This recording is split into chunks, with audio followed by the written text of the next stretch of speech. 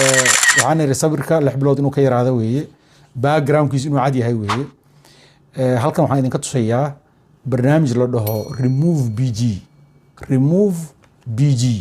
oo loogu talagalay in lagu remove gareeyo muxuu ahaa backgroundka ana hadda darbiga ka dambeeyo waa creamy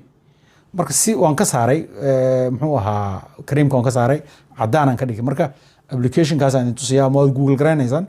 waxaad Google garanaysaan remove REMOVEBG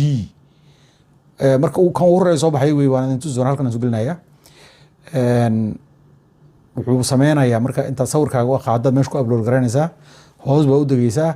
color far badan baa jiro background ka dhigi karto white ka dhigay marka white ka dhigto haddana you download marka waxaad soo dejisanaysaa background wuxuu ku noqonayaa marka cadaan iidan waa idin tusayaa waxaan iri glasses xiraninkana xiranaysaa hayeelin 6 bilood ha ka yaraada sawirka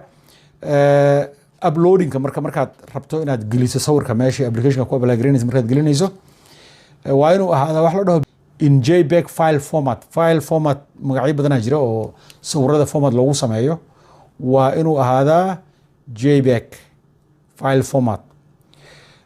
culayskiisu waa inuusan ka badanin marka filekaas 240 kilobytes hadduu ka weyn yahay waxaaba ku diidaya maba upload garan kartid hadduu ka weyn yahay 240 kilobytes Allah musta'an in square aspect ratio inuu afar gees yahay wey sawirka laftirkiisa qaabka afar gees